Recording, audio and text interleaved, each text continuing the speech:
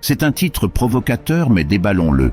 La gentillesse, dans son essence, est un trait positif qui favorise la connexion, l'empathie et la bonne volonté. Mais lorsqu'elle est poussée à l'extrême ou sans discernement, la gentillesse peut en effet conduire à des défis. Voici comment la gentillesse, numéro 1, une vertu chérie dans toutes les cultures, incarne l'essence d'empathie et de compassion, mais sous sa noble surface se cache un piège potentiel. Exciter soi-même le désir d'aider les autres, alors qu'il est admirable, peut conduire par inadvertance à l'épuisement professionnel et à des troubles personnels.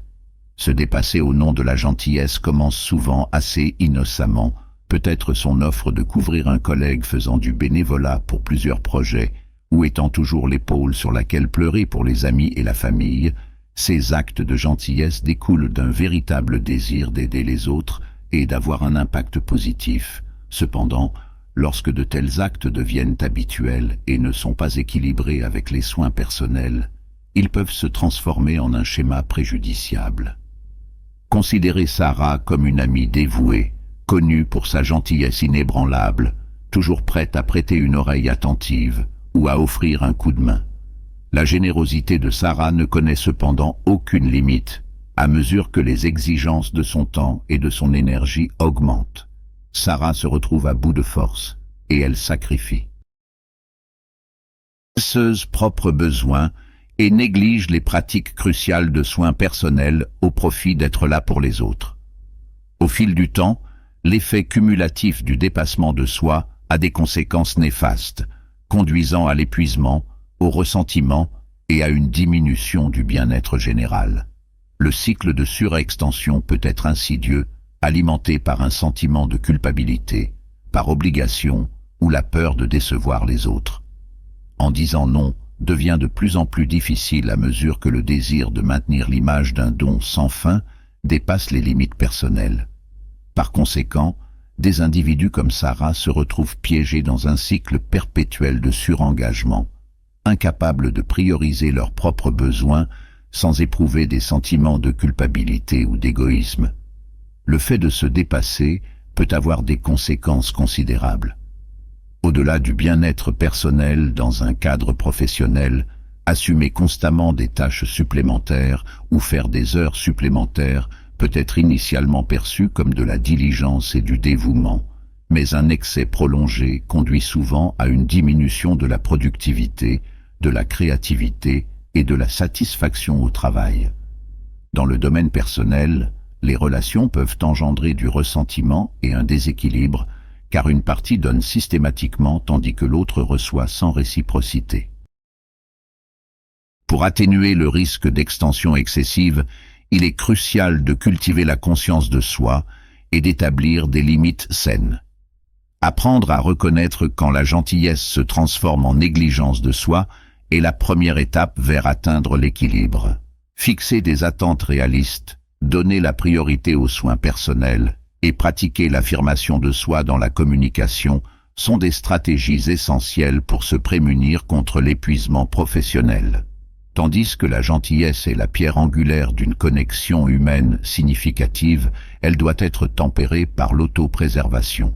En reconnaissant les pièges du dépassement de soi et en donnant la priorité au bien-être personnel, les individus peuvent garantir que leurs actes de gentillesse enrichissent plutôt qu'ils ne diminuent leur vie et celle de ceux qui les entourent.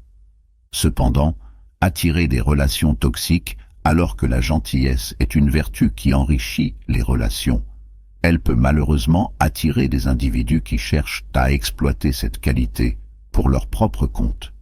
Voici 2 raisons pour lesquelles la gentillesse peut par inadvertance conduire à attirer des relations toxiques.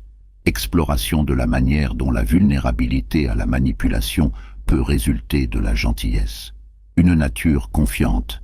Les individus gentils aborde souvent les relations avec un cœur ouvert et une volonté d'offrir soutien et empathie. Cette nature confiante peut les rendre susceptibles d'être manipulés par des individus qui capitalisent sur leur compassion pour un gain personnel. Par exemple, Émilie, une personne compatissante, rencontre Alex, qui se présente comme quelqu'un ayant besoin de soutien émotionnel. Reconnaissant la nature confiante d'Émilie, Alex fabrique des histoires de difficulté et de vulnérabilité pour susciter la sympathie et l'attention. Émilie, désireuse d'aider, investit beaucoup de temps et d'énergie émotionnelle pour soutenir Alex sans se rendre compte que ces histoires sont des tactiques de manipulation conçues pour exploiter sa gentillesse. Deuxièmement, un désir d'aider des individus gentils qui veulent véritablement faire une différence positive dans la vie des autres et peuvent faire de grands efforts pour offrir assistance et soutien, peut être exploité par des individus manipulateurs qui exploitent leur gentillesse pour un gain personnel. Par exemple, David, connu pour sa nature serviable, rencontre Rachel qui demande fréquemment des faveurs et de l'assistance sous prétexte d'avoir besoin d'aide. Rachel, consciente de l'empressement de David à donner un coup de main, se positionne stratégiquement comme quelqu'un ayant un besoin constant, manipulant David pour qu'il fournisse son soutien sans offrir quoi que ce soit en retour. Malgré les efforts de David pour aider Rachel, il se rend finalement compte que ses demandes ne sont pas sincères et motivées uniquement par l'intérêt personnel. Le manque de réciprocité dans les relations peut déséquilibrer l'échelle de la gentillesse, conduisant potentiellement à la frustration et au ressentiment. Voici 2 raisons pour lesquelles ce manque de réciprocité peut entraîner un épuisement émotionnel. Les individus gentils investissent leur temps, leur énergie et leurs émotions pour favoriser des relations significatives. Cependant, lorsque leurs gestes de gentillesse ne sont pas réciproques, cela peut entraîner un épuisement émotionnel. En donnant continuellement sans recevoir de reconnaissance ou de soutien, l'individu peut se sentir épuisé et sous-estimé. Par exemple, Émilie fait toujours tout son possible pour soutenir ses amis en cas de besoin, qu'il s'agisse de prêter une oreille attentive ou d'offrir une aide pratique. Cependant, lorsqu'Émilie fait face à des défis ou cherche du réconfort, ses amis semblent indifférents ou préoccupés par leur propre vie.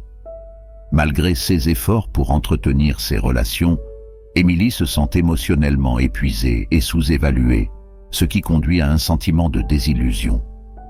L'érosion de la confiance est fondamentale pour construire la confiance et renforcer les relations.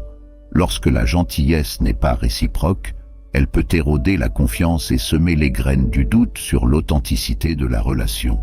Les individus peuvent remettre en question la sincérité de leurs interactions et se demander si leur gentillesse est exploitée ou sous-estimée. Par exemple, David valorise l'honnêteté et l'intégrité dans ses amitiés, mais il remarque une tendance où son amie Sarah ne s'adresse qu'à lui. Limiter les individus peuvent craindre de compromettre la connexion ou de bouleverser ceux qui leur sont chers. Par conséquent, ils peuvent endurer un inconfort ou sacrifier leur propre bien-être pour éviter la confrontation ou maintenir la paix. Les conflits internes et la culpabilité peuvent surgir. Fixer des limites oblige les individus à prioriser leurs propres besoins et à affirmer leur autonomie.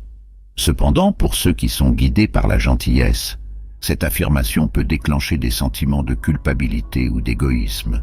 Ils peuvent intérioriser les attentes sociétales d'altruisme et lutter avec la dichotomie perçue entre la gentillesse envers les autres et le soin de soi.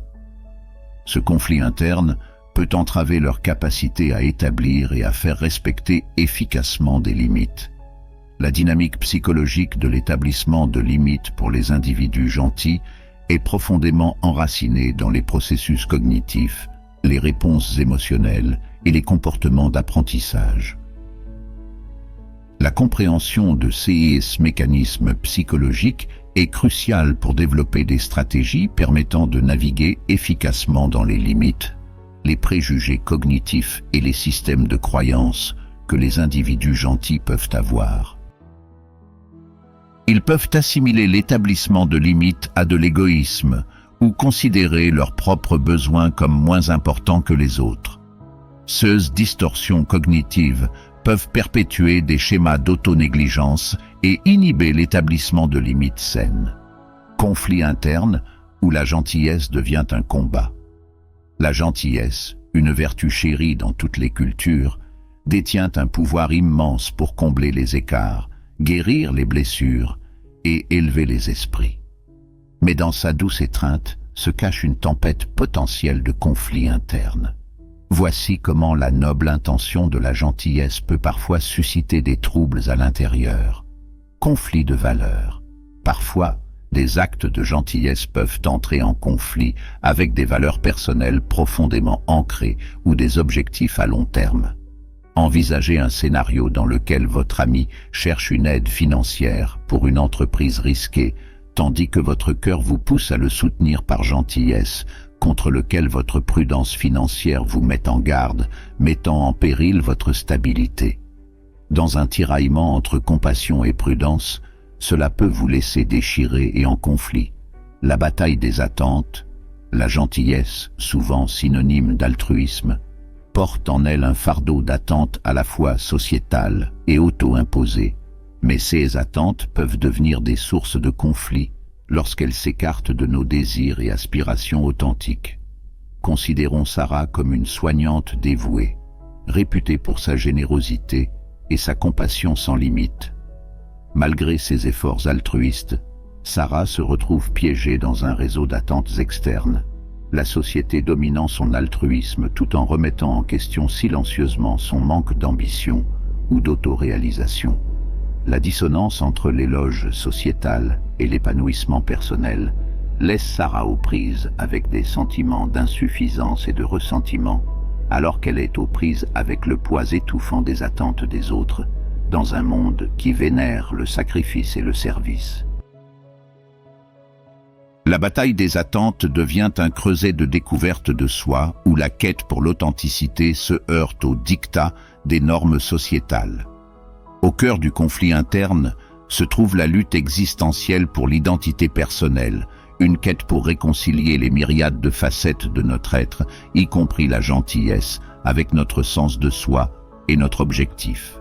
Considère Alex, un fervent croyant dans le pouvoir transformateur de la gentillesse, dont les efforts altruistes sont devenus anonymes avec leur identité. Mais sous le vernis de la bienveillance se cache un sentiment de malaise existentiel, alors qu'Alex se débat avec la question de savoir où finit leur gentillesse et où leur moi authentique commence. La poursuite incessante d'altruisme dépourvu d'introspection et de conscience de soi laisse Alex dériver dans un océan d'attente des autres, aspirant à une connexion plus profonde avec leur véritable essence. Dans le labyrinthe de la découverte de soi, la lutte pour l'identité de soi se déroule comme un voyage d'introspection et d'introspection, où la gentillesse devient un miroir reflétant les complexités de notre moi le plus profond. Lutter pour l'identité personnelle, la gentillesse, lorsqu'elle est pratiquée de manière excessive sans introspection, peut brouiller les lignes de l'identité personnelle. Supposez que vous donnez constamment la priorité aux besoins des autres plutôt qu'aux vôtres, en vous définissant uniquement par des actes de service et des sacrifices.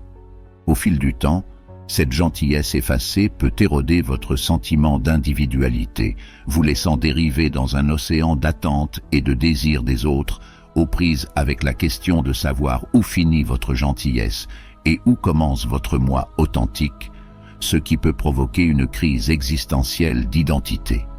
Permettant une dépendance, comment la gentillesse peut favoriser la dépendance? La gentillesse, une vertu vénérée dans toutes les cultures, a le pouvoir remarquable d'égayer la journée de quelqu'un, d'alléger ses fardeaux et de favoriser les liens. Cependant, lorsque la gentillesse n'est pas équilibrée avec le discernement, elle peut par inadvertance favoriser la dépendance chez les autres. Voici 5 raisons pour lesquelles une gentillesse incontrôlée peut conduire à un cycle nocif de la dépendance.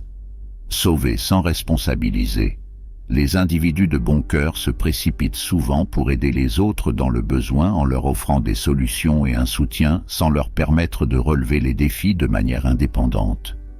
Même si cela peut sembler altruiste, cela peut créer un modèle dans lequel les individus comptent sur une aide extérieure plutôt que de développer leurs compétences en résolution de problèmes.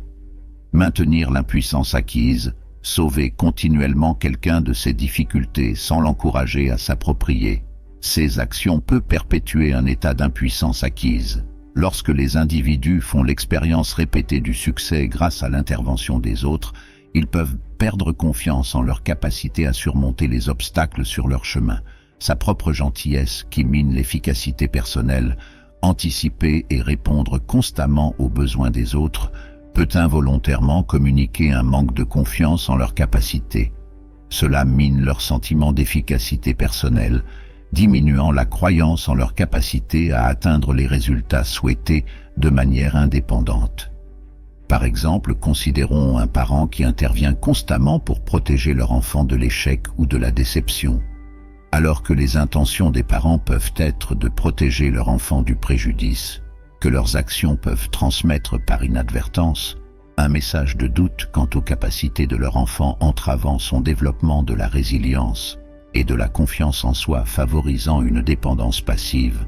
Une gentillesse excessive peut favoriser une dynamique dans laquelle les individus deviennent des bénéficiaires passifs de l'aide, plutôt que des participants actifs à leur propre croissance. Ils peuvent s'habituer à attendre de l'aide sans faire d'efforts pour relever les défis ou développer les compétences nécessaires dans un contexte social. Cette dynamique peut se manifester comme un ami qui compte constamment sur les autres pour prendre des décisions ou résoudre des problèmes en leur nom. Pendant que l'ami peut apprécier le soutien, leur dépendance passive envers les autres peut entraver leur capacité à développer des capacités de pensée critique et d'affirmation de soi, alimentant la confiance émotionnelle. Un soutien émotionnel offert avec une gentillesse inconditionnelle peut par inadvertance favoriser une dépendance émotionnelle chez d'autres individus, qui peuvent venir s'appuyer sur des sources externes pour valider, réconforter et rassurer, négligeant de cultiver la résilience intérieure et les mécanismes d'adaptation.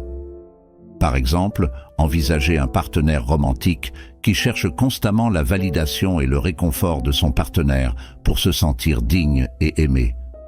Alors que l'affection du partenaire peut apporter un soulagement temporaire à ses émotions, la dépendance peut les empêcher de développer un sens sain de leur estime de soi et de leur autonomie émotionnelle. Aborder le cycle. Il est crucial de reconnaître la frontière ténue entre la gentillesse solidaire et la dépendance permettant de briser ce cycle nocif. Encourager l'autonomie, favoriser l'autonomie et offrir des opportunités de croissance sont des étapes essentielles pour entretenir des relations saines basées sur le respect mutuel et l'autonomisation. Une approche pour aborder le cycle de dépendance consiste à cultiver la résilience, la capacité de rebondir face à l'adversité et de s'adapter aux circonstances difficiles. En favorisant la résilience chez les individus, nous leur donnons les moyens de traverser les hauts et les bas de la vie avec confiance et assurance en soi. En promouvant en outre une approche basée sur la force pour soutenir les connaissances et s'appuyer sur les atouts et les capacités existants des individus, en nous concentrant sur la force plutôt que sur les déficits, nous pouvons aider les individus à reconnaître leur potentiel inné et à exploiter leurs ressources pour surmonter les défis. Conséquence invisible de la gentillesse, une plongée profonde dans l'impact de la négligence de soi. Des priorités mal placées au cœur de la gentillesse se trouve souvent un profond sentiment d'empathie et d'altruisme. Les individus au bon cœur sont programmés pour donner la priorité aux besoins des autres, souvent aux dépens des leurs. La tendance à servir les autres de manière altruiste peut conduire à un déséquilibre fondamental dans les priorités, où le bien-être de soi passe au second plan par rapport aux besoins de ceux qui l'entourent, qu'il s'agisse de membres de la famille, d'amis, de collègues ou même d'étrangers. La contrainte d'offrir de l'aide, du soutien et du réconfort peut éclipser l'importance des soins personnels et de la préservation de soi.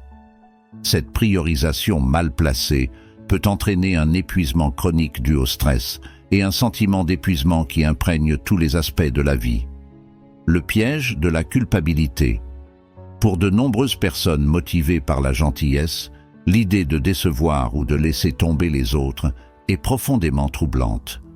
Ils ont peur d'être perçus comme égoïstes ou indifférents et par conséquent trouvent incroyablement difficile d'affirmer leurs propres besoins et limites. Cette peur de décevoir les autres conduit souvent à une recherche incessante de personnes agréables où les individus disent habituellement oui aux demandes et aux obligations, même lorsqu'elles empiètent sur leur propre énergie et leur bien-être. Ce cycle perpétuel d'abnégation peut créer un terrain fertile pour le ressentiment, alors que les individus sont aux prises avec le fardeau des besoins non satisfaits et des désirs non satisfaits, sans compter la culpabilité et l'approche de soi qui accompagnent tout semblant de désir d'auto-indulgence. Ne fait qu'approfondir le cycle de négligence de soi, piégeant les individus dans une spirale sans fin d'obligations et de sacrifices, d'épuisement émotionnel. D'autres peuvent laisser les individus se sentir émotionnellement épuisés et épuisés. Ils peuvent se retrouver à absorber les luttes et les souffrances de ceux qui les entourent, à intérioriser leurs douleurs et à porter le poids de leur fardeau. Ce travail émotionnel peut avoir des conséquences néfastes sur le bien-être mental et émotionnel, conduisant à des sentiments d'épuisement et d'épuisement émotionnel. De plus, la concentration incessante sur les émotions des autres peut se faire au détriment de la reconnaissance et de la satisfaction de ses propres besoins émotionnels, exacerbant encore le cycle de négligence de soi.